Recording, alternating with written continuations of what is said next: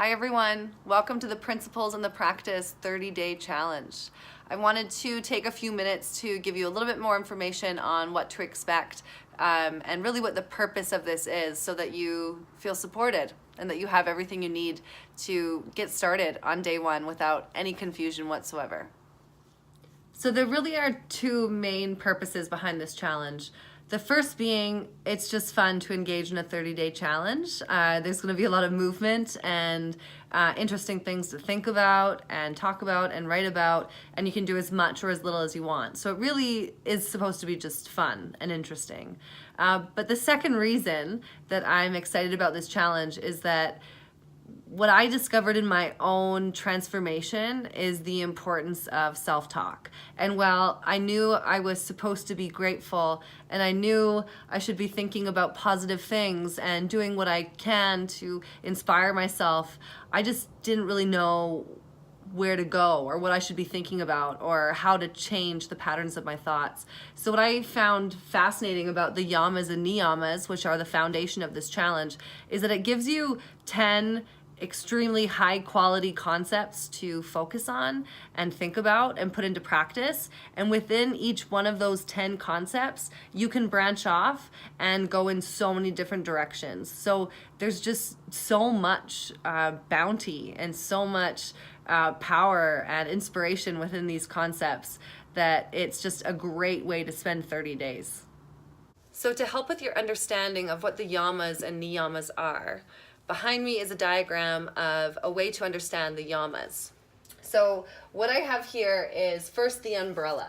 So one of the 5 concepts within the yamas, I have found to be best understood as an umbrella that all of the other 4 concepts really sit below. So the umbrella is non-violence and benevolence. Okay? And then the 4 concepts underneath that are non-stealing, non-excess, non-possessiveness, and truthfulness. And they really are all connected. It's hard to be in the practice of one without being in the practice of the others. But to understand them a little bit more, that's what's down here is a mind map of each of these 4 concepts to show the other avenues or ways to understand or practice or describe these 4 concepts. Choose nonviolence and compassion to unleash the bounty of truthfulness, non-stealing, non-excess, non-possessiveness. So within truthfulness, you could also think of it as non-deceiving.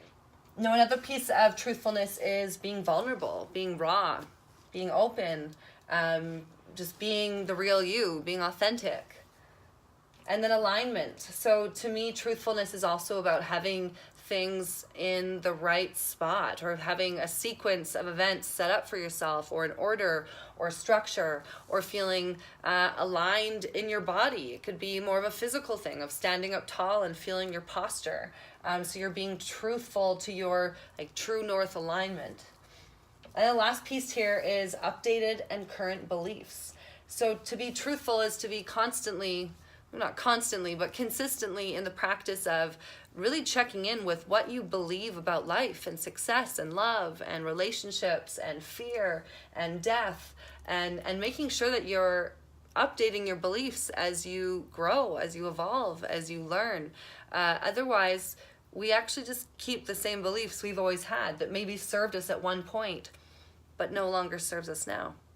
Now, the second one here is non-stealing.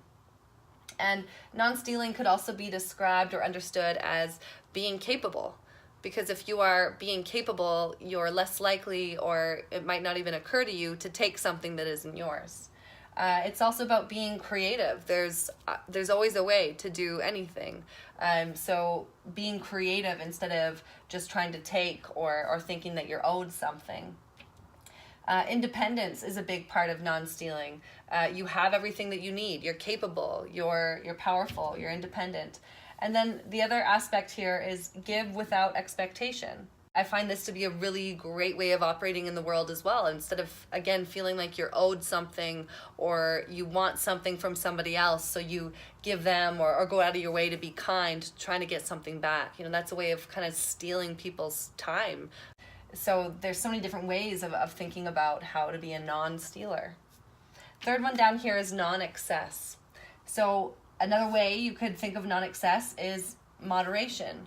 Moderation in everything, including moderation, is one of the things I like to say. It's about being imperfect.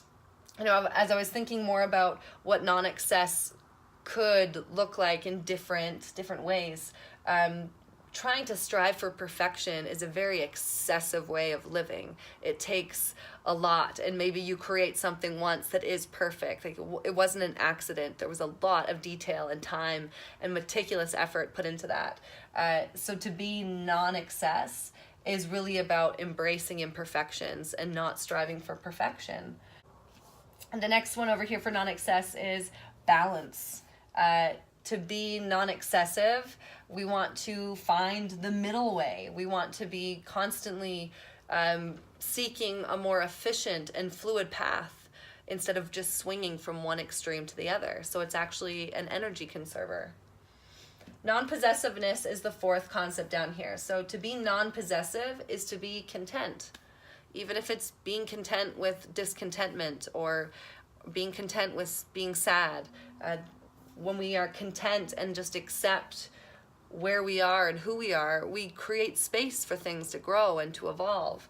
So non-possessiveness is really about not allowing yourself to get attached to anything, because nothing lasts forever. And you lose the beauty of the moment and the pure connection when you bring in attachment, because you don't own anything. So it's about staying in flow and feeling free and being adaptive. We are constantly evolving and changing and growing. So, attaching to anything is actually tethering you to a certain way of being or a phase of your life. But that's not to say things won't grow with you and evolve with you. So allow yourself to adapt and evolve. And this last piece here is intimacy without attachment. Now, this is one of my favorite concepts to contemplate, because by nature we attach to things. This is something that we all struggle with in different phases of our life and at different times and different intensities. But these are part of human nature. So intimacy without attachment is about striving for things and desiring things and loving things wholeheartedly, but also knowing that you don't own anything. And if you really love something or someone, you set them free. And then it's a choice continually to be together and to work together. But attachment, it's fear-based. So intimacy without attachment is go for it, desire, push, create the life that you want, and consistently come back to that reminder that change is constant. So here's the diagram of the niyamas. The niyamas, also an umbrella over top of 4 concepts. In this umbrella, we have self-discipline with effort and surrender. So effort and surrender is a very common duo in yoga philosophy. It comes up quite often. It's often described as the true path to balance, knowing when to be in effort, when to be in surrender. It's described as 2 wings of the same bird, meaning you can't have one working more than the other if you want balance and flight and direction, creation. There's another concept in yoga philosophy called spanda. And spanda is universal expansion and contraction. And it's another way of thinking about balance or effort and surrender. The effort is the expansion, the pushing outside your comfort zone, exploring new territory.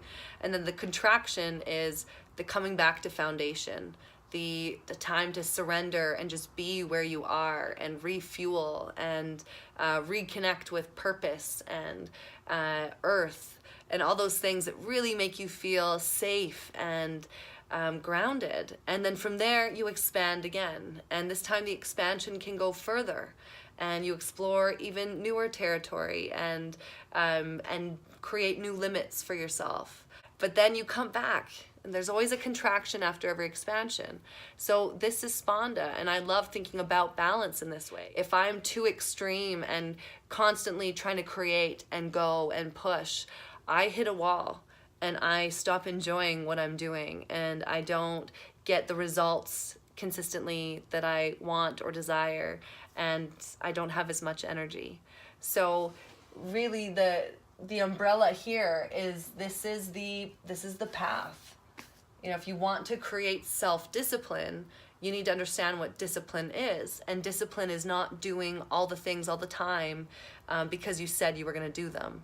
You know, that's one tiny aspect of what discipline is. When you bring in more of a realistic understanding of human nature, it is an expansion and a contraction.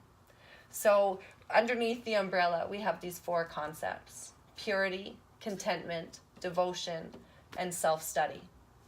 Sustainable growth requires fuel and a roadmap created with purity, contentment, devotion, and self-study. So within purity, some other ways to think about it or understand it could be peace, cleanliness, or light. So often when I think of purity, one of the first things I want to do is physically purify my space. I want to tidy up, clean up, organize things, and create more of a pure energy in my environment. Purity is also about wholeness. It's about being open and even perhaps detoxing. You know, if you've overindulged or, you know, Stampede is right around the corner, detoxing is quite common after that. It's about wanting to feel more pure.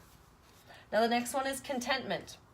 And contentment is about accepting what is right now. To be content is just to be grounded and present. So it's mindfulness, and it's being here now, and it's gratitude. I find gratitude and contentment really go hand in hand. As soon as I step into thinking about what I'm grateful for, contentment washes over me. So the third one here is devotion. And devotion can be more of a traditional spirituality, whether it is a religion you're a part of, or yoga could be your spirituality, or just feeling like you believe in something bigger than you.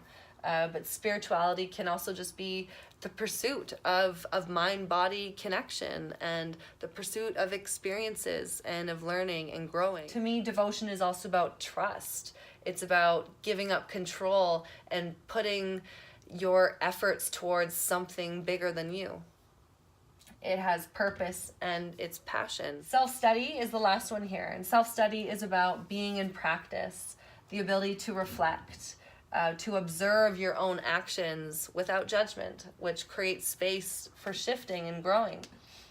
Self-study is about evolving, embracing the growth mindset, which really is about changing your relationship with failure. Everything you do is practice for the next moment, and every failure is an opportunity to reflect and grow and learn. And so a growth mindset is really just seeing that everything is an opportunity to grow. And if you see it as an opportunity to grow, you'll feel like you have what you need to keep pursuing what you're going after. Last piece here is know your machine. So part of self-study is taking time to really understand your conscious, your subconscious. What is your ego? What are the basic biological needs for your body?